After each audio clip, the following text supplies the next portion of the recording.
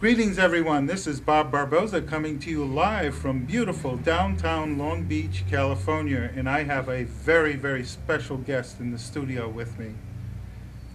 Who is Adrian?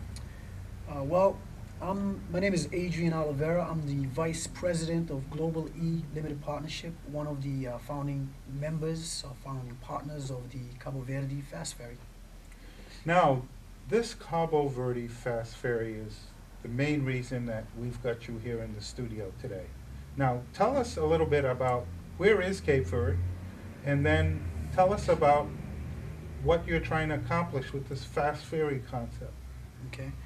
Well, Cape Verde is approximately 10 islands that are approximately 300 miles off the West Ivory Coast of Africa and 400 miles south of the Canary Islands.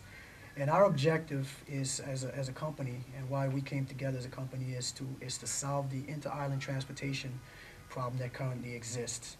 To be able to connect and integrate all the islands and to bring Cape Verde together under one economic system.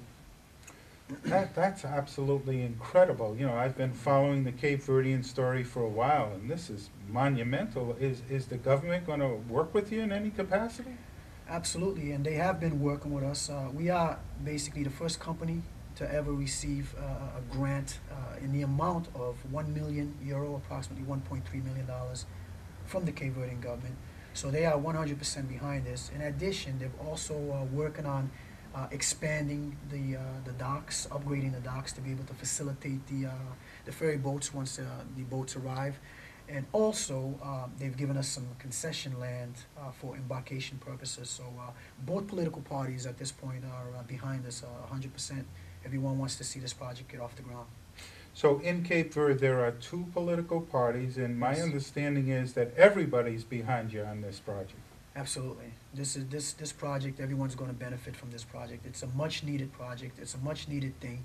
It's that should have happened previously, but I think why it's coming together now is the timing with the tremendous amount of foreign investment capital that's going into Cape Verde and the development of the islands.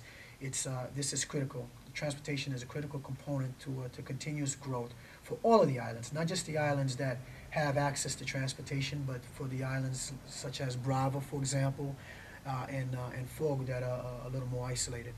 Well, you know, I started hearing some of those stories about some of these poor people that were caught up in medical situations where, you know, you got a medical facility on one island and on another island, you know, you got to get from point A to B. And just the fact that you're dealing with that, that's got to be huge. Well, it's tremendous in the fact that, there is no consistent, reliable transportation. So you can imagine if you live on the island of Brava and, you need to go to a hospital, there's an emergency situation. I mean, what do you do? I mean, there's no system to get you there. I mean, you might be waiting for days for the next boat to come around, if in fact it does come around. And the boats that currently are traveling the islands now, they're all older models, 40 years old. They consistently break down. There's no reliability in scheduling, so it's a tough situation specifically for the people on the island of Brava and Fogo, by the way. Now, this fast ferry boat, it sounds fantastic. Who would get the job of trying to build that? It's under construction by the Damien Shipyards. They're a company out of Holland, Amsterdam, stationed in Amsterdam. They have over 35 bases around the country, around the world, I should say, and they've been in business over 75 years. So they're very good at what they do. I mean, this is what they do, is build ferry boats, and these boats are being built specifically for the island of Cape Verde because, and I don't know if your audience knows this, but the majority of the hurricanes that hit the United States originate in that area because of the wind patterns.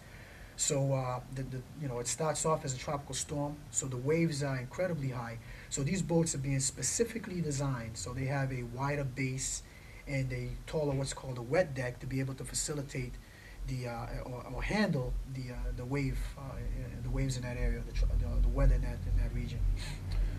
Okay, I know, or at least I've heard that's where hurricanes are born in that particular area, and so you should probably be getting some pretty serious waves there. So, Oh, yeah. so I'm Yeah. I'm really glad to hear about the type of construction that's involved. Mhm. It sounds like these things are going to be fantastic. Now, I was with you at an earlier press conference, and people were talking about trying to bring chickens and goats and horses and all that stuff. Are you going to be able to accommodate cars and people and all that stuff? Yes, we are. Well, yeah, if you remember, my response was, as long as you bring a shovel. Oh, I see. You have to Okay. clean up. But these boats will be able to handle a capacity of up to 50 tons of commercial freight, and up to upwards of 20 vehicles, which includes trucks and vans, 158 passengers, and you'll have a snack bar, lounge area, fully enclosed, air conditioning. You'll be able to watch TV while you're traveling from island to island. So it's Well, pretty efficient way. as you know, Long Beach has the largest man-made seaport in the world. So you're in Seaport City right now, and we're going to take you over there to Okay. see our operation right after this interview. Okay. But I wanted to say this. Here's the big $1 million question: can those ferries take a container? Absolutely, and that's key. There's over 300,000 tons of commercial freight traveling just domestic into island, and right now there's no real system to get 40-foot containers from island to island. The way they're doing it now is that it's break bulk. They open up the containers and they take the goods out, and they get them on ships that way. Not only is that time consuming, but during the process you have, a lot of it gets damaged, some of it gets pilferaged and stolen. So in cases where most the owners or the importers actually have to stand there and watch people work on their goods. So with these ferry boats, you'll be able to pull into port. It has a drop back, so it'll drop. The back will drop. You can drive the containers right into the back, and the drop back will go back up, and you can pull off on your merry way. So it's fast, convenient, and it's efficient.